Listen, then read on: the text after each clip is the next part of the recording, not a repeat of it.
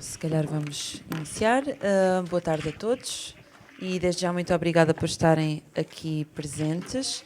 Nesta que é mais uma conversa realizada no âmbito dos 50 anos da Faculdade de Economia da Universidade de Coimbra. Hoje estamos aqui reunidos para falar sobre paz, migrações e direitos humanos. Começo pelas apresentações. A doutora Daniela Nascimento, que é investigadora do Centro de Estudos Sociais e professora associada no Núcleo de Relações Internacionais da Faculdade de Economia da Universidade de Coimbra, onde leciona, foi subdiretora para o ensino pós-graduado e formação avançada, aqui também da faculdade, membro eleito do Conselho Científico e conselheira do Ensino Superior Militar na alçada do Ministério da Defesa Nacional. Desenvolve investigação nas áreas de estudos críticos para a paz, reconstrução, pós-conflito e direitos humanos. Muito obrigada, doutora, por estar aqui connosco. Pedro Góis, o Dr. Pedro Góis é sociólogo, professor também aqui na Faculdade de Economia. Até 2015 foi docente na Universidade do Porto, é também investigador do SES e trabalha a área das migrações internacionais. Tem sido consultor de várias agências e instituições nacionais e internacionais também nesta área. Muito obrigada pela sua presença aqui connosco. E nosso convidado hoje, o Dr. João Peixoto, que é professor catedrático no Instituto Superior de Economia e Gestão da Universidade de Lisboa e investigador no Centro de Investigação em Sociologia Económica e das Organizações na mesma instituição. Autor de vários livros e artigos publicados em revistas nacionais e internacionais. As suas principais áreas de estudo são as migrações internacionais, demografia e sociologia económica. Eu começava exatamente pelo Dr. João com esta primeira questão, que tem um âmbito europeu, ou seja, tem vindo a ser discutido o novo Pacto das Migrações e Asilo, que pretende alterar os critérios, alguns critérios segundo os quais os países europeus onde chegam requerentes de asilo são os responsáveis por analisar o pedido de proteção internacional. Na sua opinião, de que forma esta medida pode ajudar a reduzir a crise migratória e será que as relocalizações que eventualmente vai envolver serão uma solução? Muito boa tarde. Eu queria começar por agradecer o convite para estar nesta mesa redonda. Não foi dito aqui na minha pequenina biografia, mas fui professor aqui na Faculdade de Economia da Universidade de Coimbra, até como quando a faculdade e eu éramos mais jovens. E é com muito gosto que estou aqui de novo e também por isso a satisfação é maior por participar neste debate. A primeira questão que nos é colocada, os meus colegas de painel acrescentarão certamente muito mais pormenores, eu vou apenas começar por lançar algumas ideias. Eu diria que é mais ou menos de esperar que esta nova iniciativa da União Europeia seja um fracasso. Pronto. Mas isto não quer dizer que este fracasso não deva ser entendido com bons olhos e se calhar até com algum otimismo cauteloso. O que é que eu quero dizer com isto? A União Europeia tem tentado, de forma, não diria amadora, mas de uma forma tentativa, encontrar soluções para os problemas comuns de migrações que a afetam. As tentativas têm sido várias. Tem havido muitas tentativas ao longo dos tempos, tem havido muita tentativa de criação de uma plataforma comum para gerir as migrações, já não digo uma política de imigração comum. Há uns anos, antes deste pacto, houve a criação de uma agenda europeia para as migrações. Enfim, tem havido várias tentativas para desenhar soluções. Todas elas têm resultado em grandes fracassos, alguns sucessos, o que me parece normal e aceitável, porque a gestão das migrações é das gestões mais complicadas que existem hoje em dia. Um país tranquilo, pequeno, como o nosso, também não sabe muito bem como é que há de gerir as migrações, quanto mais quando estamos a tentar geri-las de uma forma multilateral, tentando conciliar interesses que muitas vezes são irreconciliáveis. Não me espanta muito que os países do norte da Europa estejam relativamente satisfeitos por saber que a gestão das migrações, a fronteira das migrações está muito mais para sul, está aqui no norte do Mediterrâneo, que eles vivam tranquilamente com esta ideia e que não queiram partilhar muitos dos sofrimentos que os países de primeira recepção, a Itália, a Grécia, a Espanha, enfim, não me espanta muito que eles não queiram dividir muito os problemas. Também não me espanta que os países da Europa de Leste, bastante reativos às questões migratórias, não queiram partilhar muitas das responsabilidades, não queiram ser solidários nesta área. Enfim, não me parece que este novo pacto para as migrações e asilo que a União Europeia desenhou venha a conseguir resolver os problemas principais que se vêm a colocar. Agora, porquê é que eu digo que devemos ver isto com um otimismo cauteloso? Apesar de tudo, acho que a União Europeia tem sido um lugar onde se têm, enfim, conquistado algumas iniciativas muito interessantes na área da gestão das migrações. Em matéria de política das migrações, há um conjunto de diretivas comunitárias, de obrigações comunitárias que os Estados-membros, de uma forma mais ou menos singular, vão tentando adaptar na sua legislação. Há diretivas contra o tráfico, há diretivas de reagrupamento familiar, há diretivas para residentes de longa duração, isto é, são pequenas medidas comuns, mas que a pouco vão fazendo o caminho e que se vão instalando nos territórios nacionais. E eu só quero lembrar, e é o último ponto que eu, nesta minha primeira intervenção, vou colocar, eu só quero lembrar que a União Europeia é capaz de ser a autora da política multilateral de migrações mais bem conseguida das últimas décadas, que nós naturalizamos tão bem que já nem pensamos nela, que é a livre circulação. A livre circulação entre Estados-membros é uma enorme conquista dos países da União Europeia. Era uma coisa que há 40 ou 50 anos, quando a FEUC foi criada, não existia. Nenhum português era livre de circular para qualquer outro país europeu e agora essa liberdade de circulação existe. Isso é uma política multilateral. Na prática, há aqui uma política onde há um acordo em relação à circulação das pessoas dentro do espaço comunitário, há um acordo em que os países mais ricos financiam os países mais pobres da União para tentar nivelar os seus níveis de desenvolvimento, para não terem tanta repulsão migratória.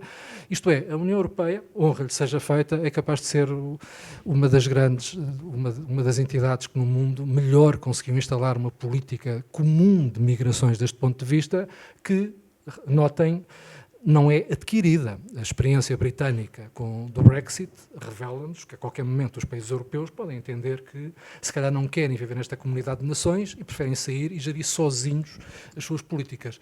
Os países europeus, é verdade que há muitas migrações que querem continuar a gerir sozinhos, migrações extracomunitárias, mas não deve ser subestimado o facto que eles se entenderam, pelo menos, para o facto de gerir as suas migrações internas. Não é disso que estamos a tratar, porque as grandes crises migratórias de que falamos são extracomunitárias, vêm de fora para dentro, mas, em qualquer caso, eu acho que a União Europeia é uma entidade que não deve ser subestimada em matéria de acordos migratórios. Agora, que eles são difíceis são, que os desafios são imensos são, portanto, parece-me normal que este novo pacto ainda tenha resultados muito moderados para a ambição que tinha. Doutora Daniela, relativamente a esta opinião, ou seja, de que, conforme ouvimos, este novo pacto das migrações será um fracasso, conforme ouvimos, não sei se é a sua visão também, ou se esta questão e este foco nas relocalizações das pessoas que chegam às fronteiras europeias se pode solucionar a crise migratória, ou ajudar. Muito boa tarde a todos e a todas. Muito obrigada pelo convite também para participar desta conversa. É com muito gosto que aqui estou a partilhar também com os colegas de painel. Eu tendo a partilhar a visão menos otimista, já aqui partilhada, já aqui apresentada, e eu creio que para todos os efeitos, se quisermos tentar perceber se há alguma evolução, algum progresso do ponto de vista daquilo que eram os mecanismos, as lógicas, as políticas anteriores, comparativamente com este novo pacto está a ser proposto, eu acho que nós temos que refletir sobre aquilo que tínhamos anteriormente, nomeadamente do ponto de vista de se o chamado esquema de Dublin alguma vez foi, e os seus critérios, não é, para uma suposta política comum de asilo na Europa, alguma vez foram pensados verdadeiramente para criar e servir de base a uma política de acolhimento, de integração de todos aqueles que têm procurado na Europa um espaço seguro e digno de vida. E aí a minha resposta, ou a minha opinião é de que não, e que Dublin efetivamente nunca visou proteger as pessoas que procuravam essa segurança na Europa, foi sempre sim um arranjo pensado para de alguma maneira responder às necessidades dos Estados-membros responderem a estes fluxos migratórios crescentes num equilíbrio um bocadinho frágil, a meu ver, entre aquilo que são as responsabilidades assumidas à luz do direito internacional dos direitos humanos e dos refugiados, não é? Que visa proteger as pessoas, independentemente da sua condição, e a margem de manobra que nós sabemos que os Estados têm dentro destes arranjos para estabelecer limites em termos daquilo que são as suas políticas migratórias, não é? E estamos em campos muito diferentes. Portanto, o novo pacto, não é? A nova agenda para as migrações, a meu ver, é uma tentativa um bocadinho desajustada ainda, bastante discutível, de procurar ajustar, não é? A União Europeia a uma pressão crescente, não é? E sobretudo a partir de 2011, com todos os impactos desestabilizadores do ponto de vista daquilo que foram as primaveras árabes, em muitos contextos, sobretudo do Médio Norte de África, do Médio Oriente, que efetivamente colocaram uma pressão crescente e muito significativa sobre os países europeus e, obviamente, inevitavelmente levaram a que as pessoas quisessem sair muito legitimamente em busca de segurança e, portanto, desse ponto de vista, eu creio que o pacto ainda tem muitas falhas, falta muita coisa, falta uma resposta verdadeiramente clara àquilo que são as necessidades humanitárias, não é? Na primeira linha, e eu acho que aí a Europa continua a falhar tremendamente nessa resposta humanitária, basta pensarmos naquilo que têm sido as políticas, não é, a ação dos países que efetivamente estão muito mais pressionados, não é? Porque estão na linha da frente, Itália, Grécia, Malta, que estão na linha da frente destas pressões, mas em que as decisões, do ponto de vista legislativo, não têm sido no sentido de responder a essa questão humanitária, desde logo, pelo contrário, é empurrar o problema para não ter que lidar com ele, e falta também vontade política efetiva para pensar políticas e práticas verdadeiramente de acolhimento, de integração, de inclusão, de participação de todos aqueles que efetivamente conseguem chegar à Europa. Portanto, a meu ver, o Pacto continua a refletir aquilo que são as prioridades dos Estados, os interesses dos Estados, que passam muito mais pela necessidade de manter a segurança interna, a estabilidade, não é? A coesão dentro daquilo que são as suas fronteiras e não, efetivamente, a proteção daqueles que buscam a Europa nestas circunstâncias. E eu creio que isso dá um sinal negativo não é? Aos cidadãos europeus, porque claramente falha em cumprir aquilo que é a visão e o princípio humanista e solidário, não é? Que de alguma maneira funda a União Europeia enquanto projeto europeu, mas que parece valer muito mais para aqueles que estão dentro, e mesmo aí com muitos limites, não é? Como sabemos, e não para aqueles que estão fora. E, portanto, eu creio que aquilo que é essencial, ainda que muito difícil e porventura pouco viável, é a capacidade por parte da União Europeia e dos seus Estados-membros de assumirem um compromisso verdadeiramente claro com uma coisa muito simples, que estamos a falar de pessoas, não estamos a falar de números, não estamos a falar de números que obviamente estão, não têm uma identidade, não são sujeitos de direitos fundamentais e, portanto, estamos a falar de pessoas que precisam de ser acolhidas, integradas e não processadas, geridas, triadas, não é? Como se costuma, não é? A terminologia que se usa é profundamente violenta, não é? Esta ideia de processamento dos pedidos, de triagem de quem pode entrar ou quem não pode entrar, quem é refugiado, quem é migrante, não é? E de fazer essa triagem, de facto, afasta aquilo que deve ser a prioridade dos Estados europeus, que é tratar estas pessoas como pessoas sujeitos de direitos, que têm que ser acolhidas, protegidas e, obviamente, integradas, onde quer que seja, no espaço europeu. Dr. Pedro, relativamente a esta questão que ouvimos agora mesmo sobre violações de direitos humanos e o respeito por aquilo que é a integridade humana. Um relatório da Amnistia Internacional em março expôs a falta de respostas, não são da União Europeia, mas consistentes às crises em todo o mundo, e a organização especificava uma crítica sobre um duplo padrão no que respeita às violações dos direitos humanos. Acha que esta crítica se encaixa nestas políticas europeias? Há um duplo padrão?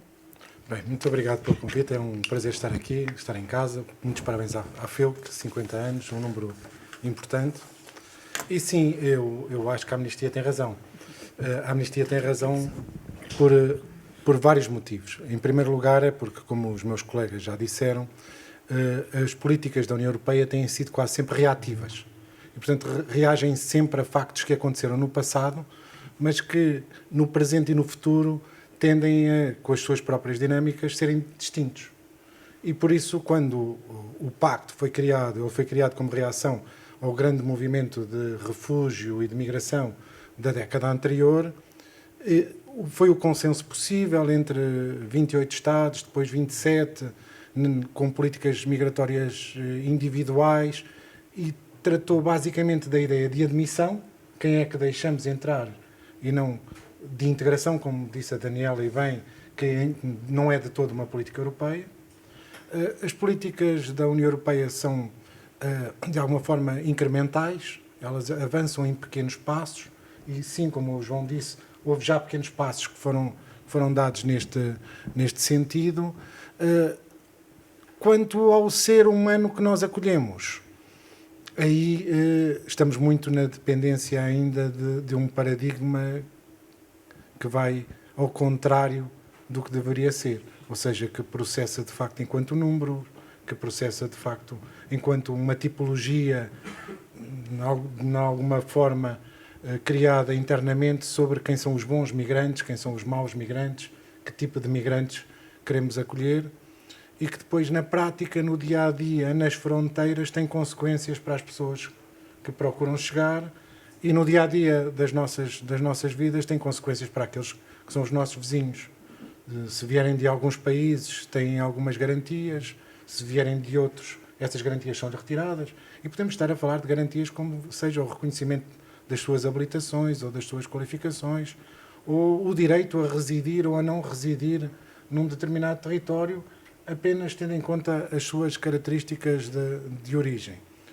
O que me parece é que talvez o nosso ponto de partida de existirem políticas migratórias europeias seja uma falácia. Elas não existem. Elas são... A União Europeia é uma construção social e política, primeiro social e depois política, difícil, complexa, e reage aos momentos em que está a ser construída. E todos os países da União Europeia não circulam à mesma velocidade e dentro dos mesmos paradigmas ideológicos, e isso traz contrariedades nestas políticas. Por exemplo, Dublin, que foi uma reação dos países do norte da Europa à ideia de que era um grande polo de atração dos refugiados por via do acesso ao seu Estado Social, e que, em princípio, poderia ser uma boa ideia, nunca foi aplicado.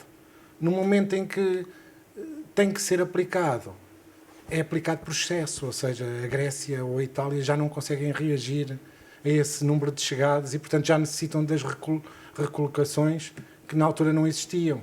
E, portanto, tornam o processo inicial planeado, debatido e depois estruturado num conjunto de diretivas ineficaz. Quando hoje necessitamos de reagir a um novo fluxo que é simultaneamente de leste e de sul, não temos meios para o fazer, porque o paradigma anterior não se consegue implementar. Onde é que a União Europeia tem avançado? Por estranho que pareça, na ideia da construção do muro. A semana passada, no Parlamento Europeu, a votação para um aumento do orçamento para construir a Fortaleza Europa. Peço desculpa interromper, mas é mesmo importante. Não mas já tinha sido assim, quando ao longo do tempo vemos que a verdadeira novidade nas políticas migratórias é a criação da Frontex, e a verdadeira novidade na criação da Frontex é o seu incremento progressivo, mas muito substancial, do orçamento ao longo dos anos. Ou seja, construímos uma entidade de controle das fronteiras externas, alimentamos essa entidade com fluxos financeiros muito significativos, mas ao mesmo tempo invisibilizamos a ideia de que necessitamos de integrar os migrantes que estão a chegar, que continuam a chegar, e todos aqueles que já cá estão, e isto não por alguns dias ou por algumas semanas, mas por anos ou por gerações, porque este é um processo que vai demorar tempo. Um bom exemplo que nós temos é o caso português, em que temos algumas políticas que à partida podem parecer generosas, mas que não foram discutidas no âmbito europeu e, portanto, que de alguma forma podem até contrariar aquilo que na Europa se decidiu quanto às questões migratórias. E isso traz-nos alguns problemas. Eu não vou por aí, já sei que lá chegaremos a seguir. Vou-lhe dar a palavra de volta. Ok, muito obrigada. Sim, de facto, teremos algumas questões sobre Portugal daqui a pouco, mas antes eu queria falar sobre a Ucrânia, ou seja, a guerra na Ucrânia, e o facto de ter agudizado outras crises, como a alimentar, a energética e etc. Na sua opinião, doutor, de que forma estas crises estão a influenciar movimentos migratórios que não estejam, ou seja, não estamos a falar da população ucraniana, mas outros movimentos migratórios que acabam por também deslocar-se para a Europa devido a essas crises, à falta de trigo, aos problemas da energia, etc. Ora bem, mais uma questão complicada e à qual, se calhar, nenhum de nós tem uma boa resposta. Eu sei que a questão é sobre os não-ucranianos, mas não queria deixar já de pegar nesta questão, ligá-la à questão anterior e chamar-vos a atenção para um dos paradoxos curiosos que acontecem neste terreno das migrações, que está cheio de curiosidades, umas mais interessantes, outras menos interessantes. E a propósito exatamente de haver um duplo padrão de direitos humanos, por vezes temos um discurso e outras vezes temos uma prática. Um dos paradoxos mais interessantes que encontramos com o eclodir da guerra da Ucrânia foi a mudança de atitude dos países do leste, em particular da Polónia, em relação à questão dos refugiados. Eu recordo-me que é curioso pensar que 1 mês ou 2 meses antes da guerra estava a Polónia a construir uma cerca na fronteira com a Bielorrússia para não deixar entrar refugiados. No mês seguinte começou a deixar entrar centenas de milhares de refugiados da Ucrânia. Claro que isto é um duplo padrão, porque refugiados são os todos, há refugiados do Afeganistão, do Paquistão, da Ucrânia, mas este da Ucrânia eram ali de lado. Portanto, há obviamente duplos padrões nisto tudo, por razões várias, por razões que têm a ver diplomáticas, económicas, políticas, não interessa. Pronto, e o caso da guerra da Ucrânia chamou-nos bem a atenção para a forma como os países num dia dizem uma coisa, no outro fazem outra. Claro que criam duplos padrões, porque provavelmente o que acontece, o Pedro dizia-nos agora que as políticas migratórias na União Europeia são reativas. Também não me surpreende, porque eu acho que as migrações mudam tão depressa que seria difícil para qualquer política antecipá-las. Portanto, desenhar uma política por antecipação perante tudo o que nos acontece a todo momento, acho que seria quase irrealista. Portanto, concordo que as políticas são reativas, as portuguesas também, mas o facto de serem reativas é quase uma inevitabilidade, porque a realidade é tão rica, tão real, que nos surpreende a todo momento. Em relação à questão agora diretamente colocada, eu acho que o mundo precisava de tudo menos da guerra da Ucrânia deste ponto de vista. Isto é, os problemas em vários países do mundo, e em particular no continente africano, são tão grandes que não era preciso mais uma crise alimentar, mais um problema do aumento do custo da energia para pôr à prova tudo isto. Isto é, mesmo sem guerra da Ucrânia, nós estamos perante um potencial migratório gigantesco, uma tensão latente e enorme entre continentes. Eu acho que a imagem do continente africano e do europeu, lado a lado, é muito clara. Um continente muito pobre, cada vez mais longe dos níveis de riqueza do norte, com uma dinâmica demográfica muito expansiva. O continente africano é aquele que continua com taxas de crescimento demográfico, é o único que continua com taxas de crescimento demográfico muito elevadas. Portanto, em qualquer caso, a pressão migratória interna em África e de África para outros continentes, e neste caso para a Europa, só podia ser muito grande. Perante estes problemas que aconteceram, aumenta mais um bocado. Agora, tentarmos identificar qual é que é o peso da variável guerra no peso das variáveis entradas, não parece que seja possível, mas com certeza que melhorar a situação não melhorou com certeza. Muitas vezes nós falamos da ideia que a única solução a longo prazo para as migrações seria haver uma convergência de rendimentos mundial e fazer com que os continentes mais pobres, neste caso o continente africano, se aproximasse do nível médio de riqueza. Em vez de termos uma política de convergência, assistimos a práticas de divergência, em que cada vez os níveis de rendimento se vão afastando, os níveis de pobreza de algumas populações vão aumentando. Portanto, claro que a guerra da Ucrânia complica mais aquilo que já era complicado. Doutora Daniela, sobre esta questão, ou seja, o doutor referia também que a população africana é a única que continua a crescer a nível demográfico, ou seja, sendo a Europa também um continente envelhecido, não poderiam estas migrações ser encaradas de outra forma? Como uma mais-valia em vários aspectos. Sim, antes de responder essa pergunta, se me permitem fazer também aqui algumas referências, alguns comentários às duas perguntas anteriores. Relativamente à questão dos duplos padrões, quando se fala de direitos humanos e sobretudo tendo em conta esta questão da resposta à crise e à violência, e, obviamente nós temos todos os motivos para estar indignados e desconfortados, não é? E sermos pessimistas com o estado do mundo, não é? O mundo não é um lugar bom para toda a gente, para demasiadas pessoas. Mas eu creio que, tentando trazer agora aqui uma visão um bocadinho mais otimista, eu creio que esse desconforto é importante para não nos fazer perder o foco daquilo que é verdadeiramente importante e verdadeiramente prioritário quando falamos em resposta à crise, a resposta à violência, a resposta a violações de direitos humanos, e que de alguma maneira deve estar ancorado numa consciência que eu acho que o desconforto que sentimos nos dá, do tanto que se conseguiu alcançar. Ou seja, quando falamos em direitos humanos, quando falamos naquilo que são as estruturas que temos atualmente, do ponto de vista normativo, institucional, de promoção dos direitos humanos, é muito fácil sermos pessimistas e dizermos que nada funciona e tudo falha. Porque há guerras, porque há violações de direitos humanos todos os dias, em todo o mundo, com diferentes escalas e dimensões, mas é a realidade à nossa volta. E isto reflete de alguma maneira aquilo que é inevitável, não é? Os direitos humanos tornaram-se um discurso muito poderoso, moral e político, talvez um dos mais importantes discursos morais e políticos, se calhar só comparável com o discurso da segurança, que se tornou muito dominante e muito influenciador daquilo que são efetivamente lógicas de ação e de reação. Eu acho que uma coisa está inteiramente ligada à outra, no sentido em que cada vez mais por razões de segurança, por novas concepções de segurança, a nossa segurança, a prioridade da nossa segurança, se têm violado direitos humanos em larga escala, não é? Basta pensar naquilo que foi a guerra contra o terrorismo e em nome de um bem maior se cometeram atrocidades a vários níveis.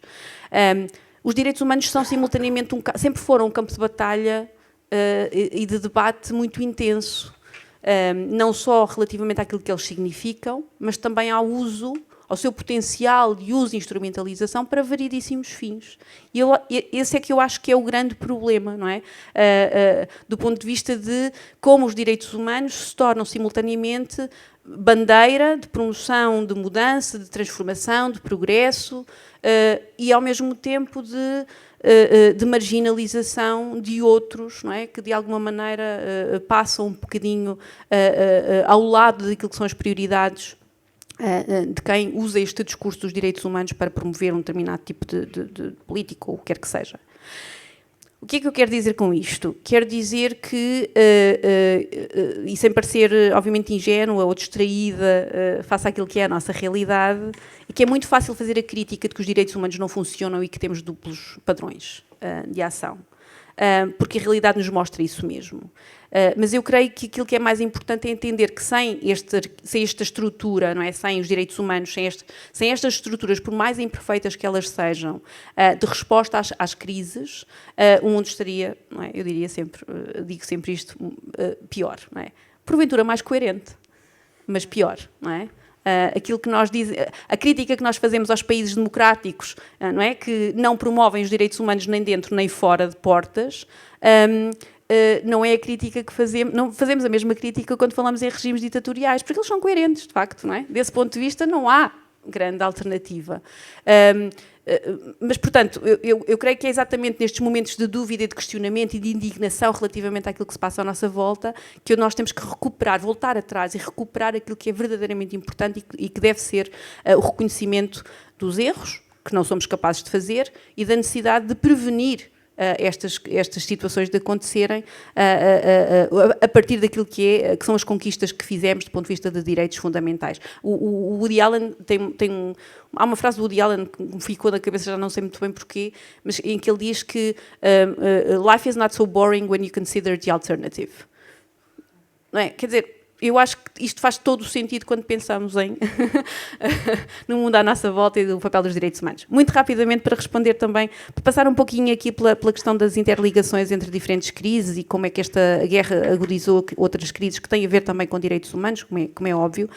O diretor do Programa Alimentar Mundial das Nações Unidas, o David Beasley, a dada altura dizia que a guerra na Ucrânia era uma declaração de guerra à segurança alimentar global pelo impacto que teria nas redes de comércio, abastecimento e distribuição de cereais. E isso mostra-nos claramente as ligações que aqui temos entre guerra e inseguranças e crises várias. E dizia também que inevitavelmente isso teria um impacto do ponto de vista de fluxos migratórios. Obviamente não temos tempo de entrar aqui em grande profundidade nestas dinâmicas, não é? Destas interligações, mas é também muito curioso perceber, das leituras que também fui fazendo, que a ligação entre guerra, crise, violência e os efeitos, portanto, na intensidade e na dinâmica migratória depende muito daquilo que é a severidade também das crises alimentares, por exemplo, não é? Quanto mais severa é uma crise alimentar num determinado contexto,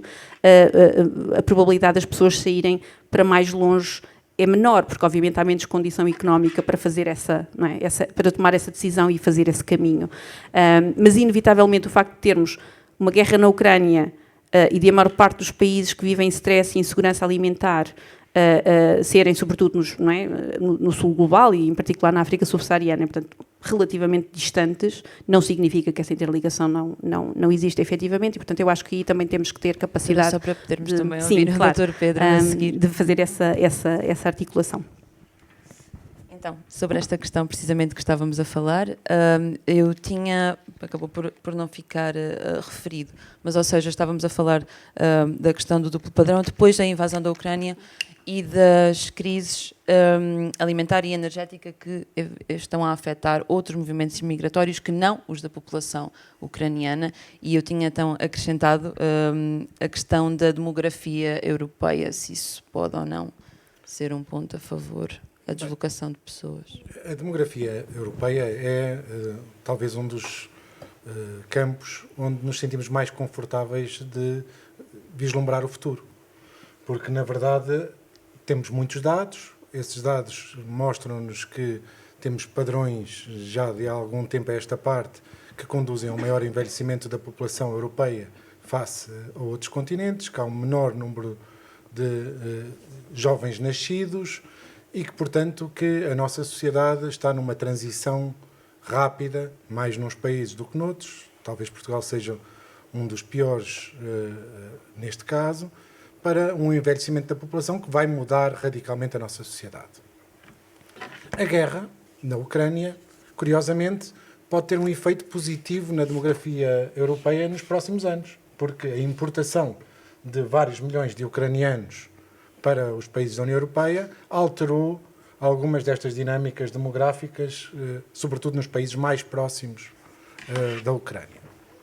Mas é, de facto, bastante mais profundo do que isso, porque esta guerra alterou os equilíbrios que nós conhecíamos no mundo em que estamos habituados a viver e vislumbramos já a possibilidade da Ucrânia, provavelmente nas próximas décadas, se juntar à União Europeia e, portanto, uma parte da Ucrânia deixar de ser emissora de imigrantes e passar a importar migrantes de outras partes do mundo. Ao mesmo tempo, se nós temos dados muito bem documentados do número de ucranianos e de cidadãos que viviam na Ucrânia que entraram na União Europeia no último ano, temos uma opacidade total sobre o que aconteceu àqueles que se movimentaram em direção à Rússia. E mesmo dentro da Rússia não temos noção de quais são os movimentos populacionais. Sabíamos já, se alterou foi porque se agudizou, que também a Rússia estava a ter um envelhecimento populacional e estava a ter uma perda de população a prazo, com consequências demográficas internas num num país que é um país continental. Se irmos agora da Europa e olharmos para o resto do mundo, percebemos que estas dinâmicas são também, de alguma forma, previsíveis, pelo menos no curto prazo. Em África há um crescimento demográfico e uma população muito jovem e um decrescimento económico que condena estes jovens ou a aceitarem esta sua pobreza endémica ou a migrarem para países onde possam melhorar o seu nível de vida. E na América Latina temos aquilo que parece hoje um movimento esquecido, que é uma população em movimento da Venezuela para os países vizinhos, na ordem dos 5 milhões de pessoas. Portanto, não um movimento pequeno, sendo que muitos deles se dirigem a norte, onde a política do muro, pese embora a alteração das políticas norte-americanas e dos políticos norte-americanos, se mantém praticamente na íntegra, ou seja, o muro permanece com uma grande ideia de que a migração é algo que é não livre, que é muito condicionado, leia-se, que é proibido. Temos depois a Ásia, onde temos também grandes movimentos populacionais a acontecerem, seja pelas alterações climáticas, ou seja, migrações forçadas devido a um conjunto de características dos territórios que as populações que aí residem não controlam, seja pelas próprias dinâmicas de crescimento económico de alguns destes países. A semana passada festejámos o facto da Índia se tornar o país mais populoso do mundo, mas não olhamos para a Índia no seu verdadeiro potencial demográfico e no seu crescimento económico. E, portanto, temos aqui que olhar para estes grandes países do mundo e perceber a pressão migratória que vai existir em direção à Europa, mas também em direção a Estados da região por parte destas populações. Resta-me só responder um bocadinho ao João, para criarmos também aqui alguma polémica sobre a questão das políticas migratórias reativas ou ativas, com o exemplo do Canadá. De facto, é possível termos políticas ativas migratórias, estudá-las, trabalhá-las e enquadrarmos os migrantes. Podemos pensar, está bem, mas o Canadá também só tem fronteira com um país. E nós? Quantos países é que temos fronteiras? Portanto, nós também podemos ter políticas migratórias ativas. Na verdade, temos. Podemos discutir, e certamente vamos discutir, se as políticas migratórias portuguesas fazem ou não sentido neste espaço económico europeu em que nos encontramos. Eu queria precisamente agora focar a nossa realidade portuguesa. Eu sei que eventualmente vai querer responder a esta última questão, mas eu coloco já a pergunta. O nosso governo aprovou recentemente o regime do que vai ser a Agência Portuguesa para as Minorias, Migrações e Asilo, que vai substituir o CEF e o Alto Comissariado para as Migrações. Na sua opinião, separar as funções de policiamento daquilo que é política de migrações é uma forma eficaz de responder aos desafios que existem no nosso país e que nós temos vindo a observar várias notícias de problemas com a imigração, de imigrantes a viver em péssimas condições? Isto poderá ser uma solução? Ok, primeiro então uma brevíssima resposta ao Pedro. Com certeza que eu acho que as políticas têm que ter uma dimensão ativa e proativa, não se podem limitar a ser reativas. O Canadá não é apenas, eles não têm apenas a particularidade de ter fronteira com um país, têm a particularidade de serem muito frios. O inverno lá é muito frio, o que significa que também a capacidade de atração do Canadá não é assim tão grande. Nós, desse ponto de vista, é verdade que só temos fronteira com a Espanha, mas enfim, mas estamos aqui mais perto de todo o continente, o clima é mais temperado, hoje não está muito frio, mas concordo que tem que haver aqui uma dimensão ativa e proativa e não apenas reativa. Agora, como nos prova esta pergunta que agora nos foi feita, nós próprios aqui em Portugal passamos o tempo a reagir, a fazer coisas diferentes. Nós que até temos uma política que tem sido elogiada internacionalmente como um dos melhores exemplos de política de integração a nível mundial, em todos os rankings de políticas de integração, Portugal tem surgido consistentemente como segundo melhor país receptor em matéria de integração de imigrantes, atrás da Suécia e à frente de toda a gente, muito à frente dos Estados Unidos, muitíssimo à frente de alguns países da Europa do Sul, de outros países da Europa do Norte. Portugal que até é um exemplo de uma política consistente, coerente, apesar de sermos uma democracia, mas apesar da democracia temos tido uma continuidade muito grande nestas políticas, nós próprios continuamos a tatear e à procura de soluções. O que prova que também como é natural, perante a velocidade a que as migrações ocorrem, e uma vez que como também dizia o Pedro há pouquinho, as políticas têm sempre uma dimensão de construção, não admira que nós próprios andemos às voltas para tentar construir coisas melhores. Concretamente em relação à questão do Alto Comissariado, do Serviço de Estrangeiros, eu não sou a pessoa mais habilitada para responder a isso, não tenho contacto direto com os... Enfim, há alguns anos tive mais contacto do que tenho hoje com o Alto Comissariado e com o CEF, nos últimos anos tenho tido pouco, sei que alguns dos meus colegas de painel têm tido mais contacto e estarão mais habilitados a responder. Agora, o que me parece é que assim de repente fez sentido separar as águas do policiamento da administração, mas também faria sentido manter as águas juntas. Eu acho que ambas as soluções têm visto muito de fora e com pouco contacto direto, portanto também não faço muita questão naquilo que vou dizer.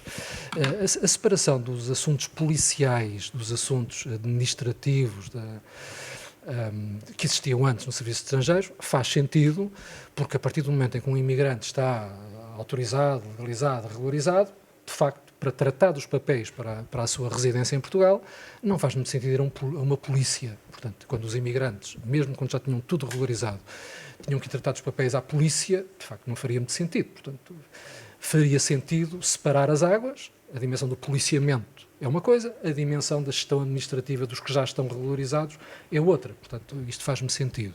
Agora, não me faz sentido olhar para o policiamento de fronteiras como se fosse um policiamento igual aos outros. Aliás, ainda hoje tive uma pequena conversa com o nosso colega Pedro, onde exatamente falávamos disto. Quem está a controlar, quem está a exercer o papel de polícia das fronteiras tem que ter sensibilidade para as questões de fronteiras que os outros polícias que não têm que ter. Portanto, só para esclarecer, significa que não concorda com a absorção dessas pessoas nas restantes polícias, na Polícia Judiciária, na PSP, na GNR? Que é o que vai acontecer. Eu não queria ser muito taxativo neste ponto, não queria ser muito taxativo em relação a isto, como eu digo, estou distante dos problemas, portanto isto é uma visão muito longínqua. Mas o ponto que eu quero salientar é que, ok, mesmo que haja uma ligação da parte do policiamento às outras polícias, isto tem que ser tratado de uma forma que eu não sei se está a ser equacionada. Deixa-me só apelar também aqui à minha memória para dizer que uma das boas memórias que tenho da minha investigação aplicada em matéria de migrações foram uns cursos onde, na altura, coordenados pela nossa colega Maria Oanes Baganha, que foi também aqui professora na Faculdade de Economia de Coimbra. Ela, na altura, geria uns cursos no Serviço de Estrangeiros e Fronteiras, uns cursos de formação.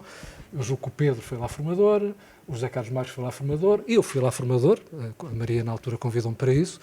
E uma das coisas que me deu prazer foi ver que nós ensinávamos as nossas coisas aos inspectores e, de facto, durante muitos anos eu fiquei com a ideia de que muitos dos inspectores do CEF eram cidadãos e polícias esclarecidos e sabiam o que estavam a fazer e não estavam a fazer aquilo de uma forma...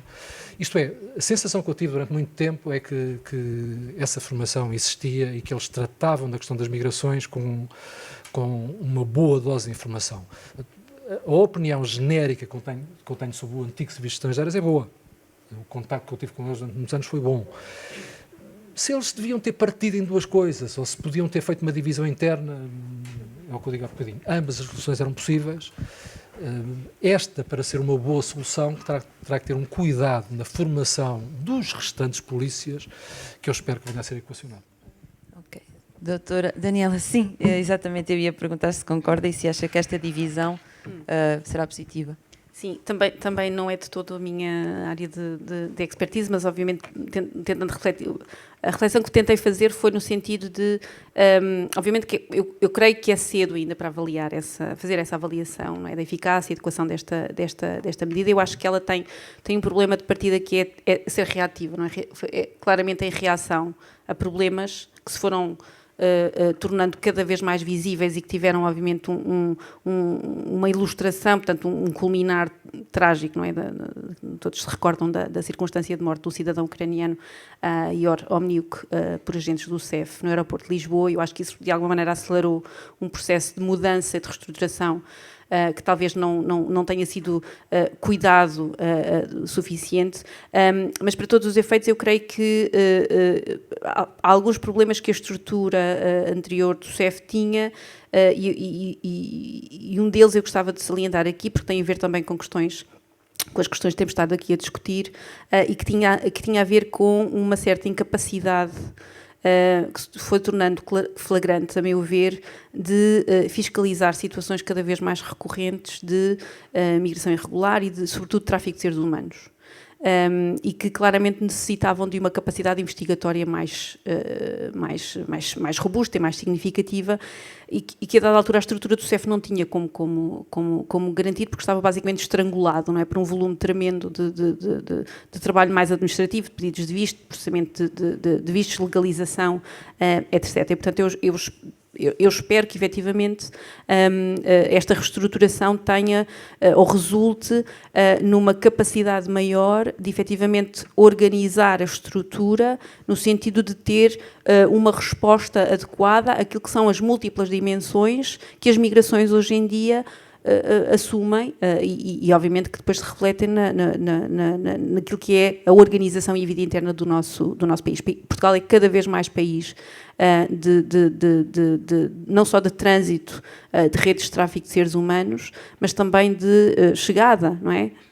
De muitas pessoas vítimas de tráfico de seres humanos, de exploração laboral e outras que, efetivamente, as autoridades portuguesas têm que ter capacidade de assumir, reconhecer e trabalhar no sentido de as evitar e de lhes responder da melhor forma. Dr. Pedro, sim. Muito bem. Eu também não sou especialista no CEF, embora colabore muitas vezes com o CEF e tenha do CEF uma impressão semelhante à do João, um conjunto de quadros técnicos muito qualificados, não necessariamente aqueles que estavam no atendimento e que muitas vezes davam notícia, geravam notícia pelo seu lado mais ineficaz, mas muitos dos inspectores do CEF são indivíduos muito bem formados, alguns ex-alunos nossos e, portanto, bem formados tecnicamente, tanto que uma parte dos bons inspectores do CEF já não transitará para as novas estruturas, porque já abandonou o país e foi trabalhar para estruturas internacionais, onde as suas qualificações foram bem recebidas. A divisão parece-me interessante se funcionar. E, na verdade, mesmo para nós que acompanhamos migrações há muitos anos, as surpresas são contínuas. Na última conferência de imprensa de anúncio da agência, descobri que havia um EMA+, o que não é uma coisa positiva. Nós falávamos da Associação para as Migrações e Asilo, e pôr migrações e asilo na mesma agência já podia ser problemático, mas não resistimos à ideia de pôr as minorias, que não têm que ser migrantes, não têm que fazer parte deste processo, e não percebi muito bem porque é que caíram ali, exceto porque alguém se tinha esquecido que talvez o ACM tinha essa função e ela tinha que ser transferida para alguém. Mas foi à última da hora que alguém tomou contacto com esta necessidade, e foi à última da hora que nós tomámos contacto que esta agência tinha mudado de nome. Parece-me que sem mais recursos, eu tenho dito sempre isto em público nos últimos meses, sem mais recursos vamos transferir problemas. Não, são as mesmas pessoas, agora com uma farda diferente, a fazer as mesmas funções. E, portanto, se nada for acautelado, recursos não têm que ser necessariamente mais recursos humanos, podem ser mais recursos técnicos, uma maior adaptação à realidade, uma maior digitalização dos processos, uma maior simplificação dos trâmites que os processos têm que ter, mas se nada disto for feito, não melhorará. A questão do lado policial é uma falácia. Porque todos os inspectores do CEF vão em conjunto para a Polícia Judiciária. Portanto, a menos que a orgânica e as competências da Polícia Judiciária mudem, eles vão ser polícias que vão atuar depois de ser cometido um crime. Porque a Polícia Judiciária não faz prevenção, só reage a crimes. E, portanto, o que eu vejo é criarmos agora aqui um vazio ao nível das forças policiais, que se resolve com mais formação de todas as forças policiais, mas que, nesta altura, não me parece que esteja a ser feita. E todos nós, infelizmente ou felizmente, na vida vamos contactando com as forças policiais. E os polícias do CEF só trabalham com parâmetros ligados a cidadãos estrangeiros, designadamente com os momentos de entrada no país, ou de registro no país. E eram ineficazes, estamos todos de acordo.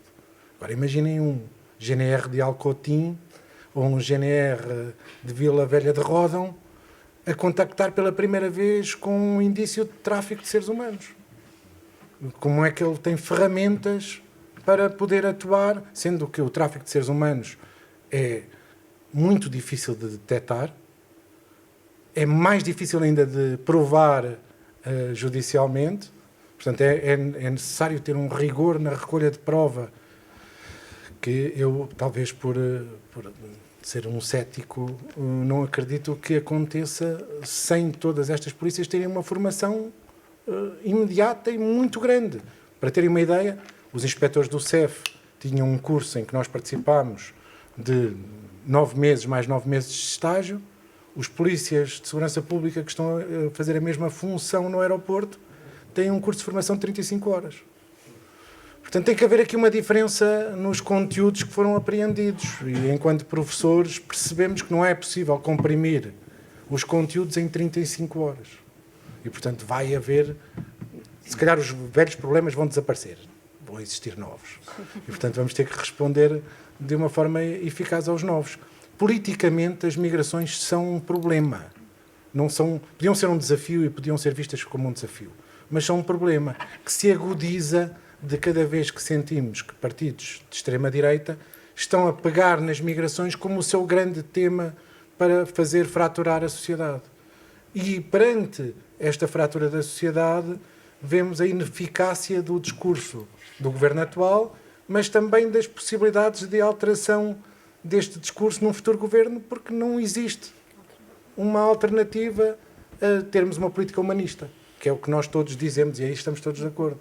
A solução é termos uma política humanista e de encontrarmos os caminhos para essa política humanista. Se estivermos de acordo quanto a este princípio, talvez consigamos mudar a estrutura e a infraestrutura que existe. Nos últimos anos, parecia que tínhamos tido esse consenso. Eu tenho a impressão que começamos a ter alguns sinais de que esse consenso deixou de existir e, portanto, no futuro será talvez pior do que o passado recente. Pegando nessa questão e direcionando aqui para uma outra, que é o número de estrangeiros a residir em Portugal, que, segundo o CEF, precisamente, no ano passado era de 757 mil, passava um pouco. Sendo que estas pessoas estão cada vez mais dispersas pelo país, já não se concentram tanto apenas nos grandes centros urbanos. Doutor, na sua opinião, estas pessoas, esta população, podem ser também uma solução para combater a assimetria demográfica do país, ou seja, passando a ser um elemento positivo e uma solução até estratégica, tendo em conta que nós temos no interior uma carência populacional muito grande? Muito bem. Se só me fosse dada a possibilidade de dizer uma palavra, eu diria sim. Se tenho mais alguns minutos, posso elaborar mais um pouquinho.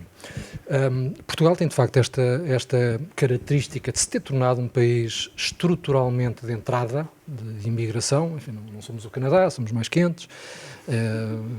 A nossa economia vive de coisas um bocadinho diferentes da do Canadá, mas somos claramente, temos aqui um padrão estrutural de entrada e temos que nos habituar a ver com isso. Ao mesmo tempo, temos um padrão estrutural de saída. As pessoas continuam a sair, naturalizámos isso por causa da livre circulação. Eu comecei a nossa conversa com a história da livre circulação e, felizmente, em Portugal, a emigração não é um problema. Quando as pessoas querem sair, vão-se embora e vão para onde querem, no espaço europeu. Isso, felizmente, deixou de ser um problema. Portanto, insisto, isto não é uma coisa adquirida. Se nós fôssemos um país da América Latina, se quiséssemos sair daqui, não era fácil. Mas não, felizmente, desse ponto de vista, nós circulamos bem e tal. Portanto, a emigração está, não diria que está invisibilizada, porque as próprias pessoas saem, mas não é um grande problema social. As entradas acabam por ser um maior problema social, são mais visíveis. Nota-se mais um número, vai-se notando alguma turbulência no discurso político, embora me continue a parecer que os riscos de polarização, de politização do tema da imigração em Portugal são capazes de ser mais pequenos do que noutros países europeus. Digamos que os nossos outros problemas são bem maiores do que o problema dos estrangeiros que cá andam. Daí tal recordo que havia uns inquéritos do Eurobarómetro onde perguntavam aos países europeus quais eram os seus principais problemas. Em grande parte dos países europeus mais a norte, a imigração era o número 1, o número 2 ou o número 3. Portanto, em Portugal, a imigração nem sei se era um problema, porque os nossos problemas, se nós fizéssemos uma sondagem de opinião nas ruas, os nossos problemas são bem mais complicados do que esses. Têm a ver com o salário mínimo que temos, com o salário médio que temos, com a crise energética, com o IVA zero, com não sei o quê. Portanto, eu diria que só forçando um bocadinho a barra é que se cria aqui um discurso xenófobo. Eu sei que existe, eu não estou a menosprezar. Mas, apesar de tudo, eu acho que aí os riscos parecem controlados. Do ponto de vista, agora, indo diretamente à questão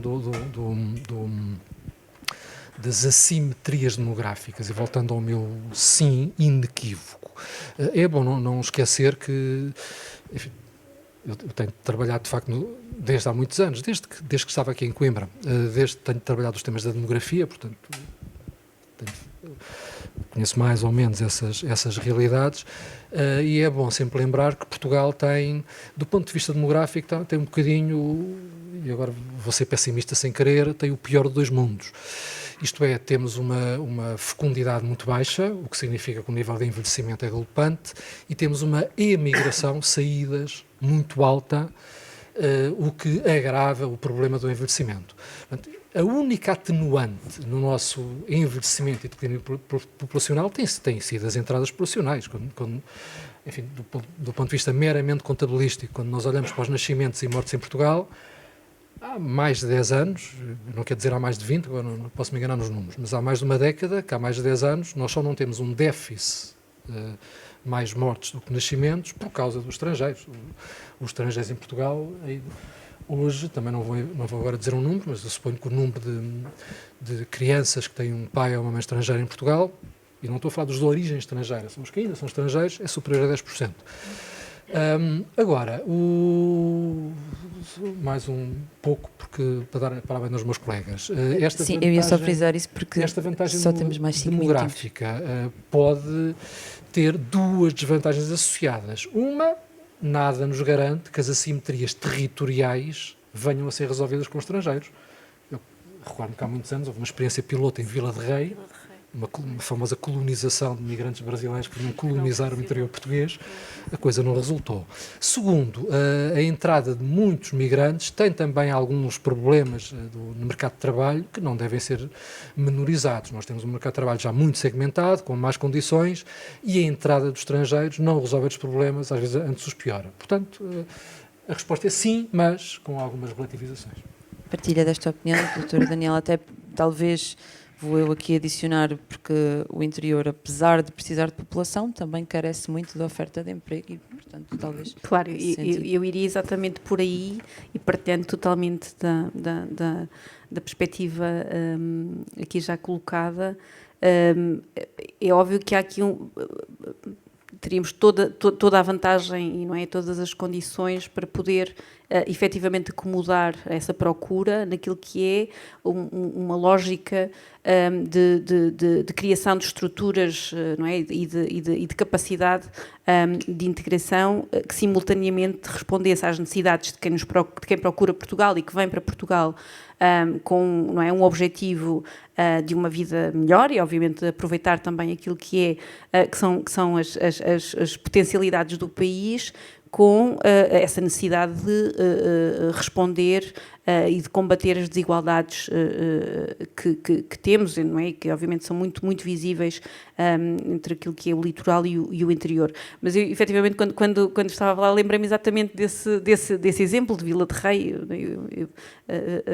Os meus pais vivem relativamente perto e na altura era toda uma circunstância e vamos ver se isto efetivamente funciona, e na verdade não funcionou porque não houve capacidade de atração e de fixação destas comunidades, porque se não há emprego, se não há, não é, estruturas de saúde, se não há escolas, se as crianças têm que apanhar um autocarro e andar, não é, não sei quantos quilómetros todos os dias para ir à escola, obviamente que isto não vai funcionar e, portanto, sem uma política verdadeiramente estrutural de investimento naquilo que são que é a criação de condições aos mais variados níveis para fixar estas comunidades, inevitavelmente ou saem, ou, não é,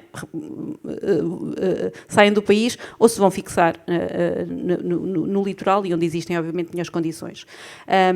E, portanto, partilho efetivamente dessa visão de que seria ótimo, mas infelizmente não me parece que seja uma possibilidade.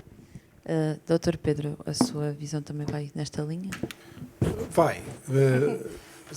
Ambíguo. Digamos, quando olhamos para a pirâmide demográfica portuguesa com e sem estrangeiros, a diferença é uma barriga. Ou seja, os estrangeiros que se acrescentam à pirâmide demográfica portuguesa fazem uma barriga ali nas idades ativas. Ou seja, eles crescem nas idades ativas e prolongam os grupos etários mais ativos porque são migrantes laborais, vêm para Portugal para trabalhar. E, portanto, eles, quando vêm, já estão a contribuir para a nossa demografia, mesmo estando aqui apenas há algum tempo. Talvez não contribuam tanto quanto seria possível para as dinâmicas demográficas se não tiverem aqui filhos e se não decidirem aqui ficar. Portanto, existe um potencial que pode ou não ser aproveitado dependendo de determinadas circunstâncias.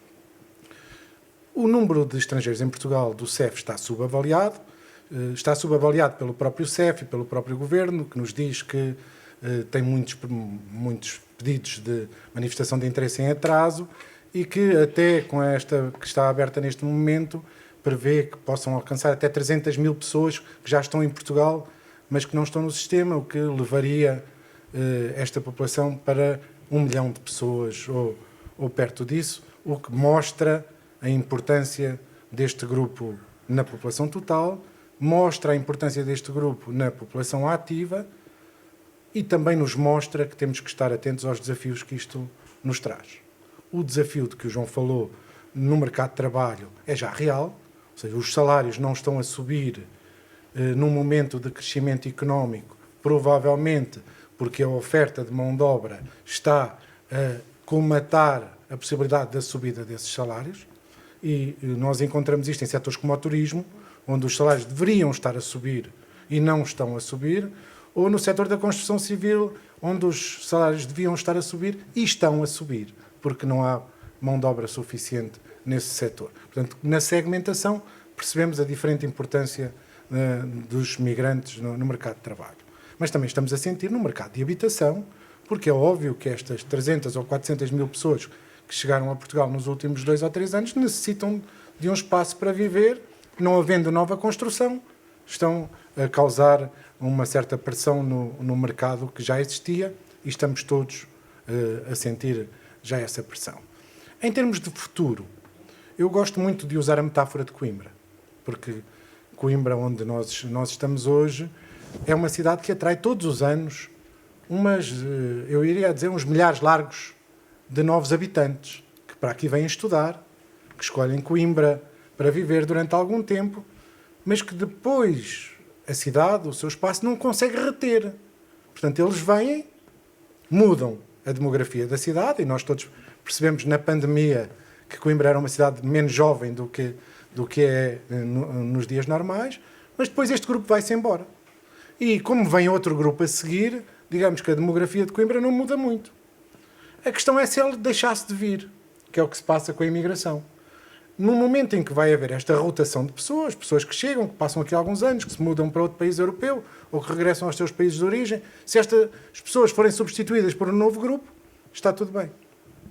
Se deixarem de ser, o que aqui entre nós periodicamente acontece, porque entramos numa crise económica, que é uma crise de emprego e, portanto, Doutor, a população só que sintetizasse, estamos a ficar terminar, sem tempo.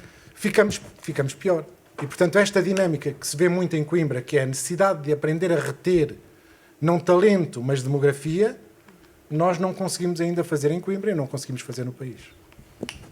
Certo, muito obrigada. Eu sei que haveria mais questões a colocar, mas infelizmente já não temos mais tempo. Obrigada pela presença de todos aqui e pelas intervenções. E pronto, até à próxima. Obrigada.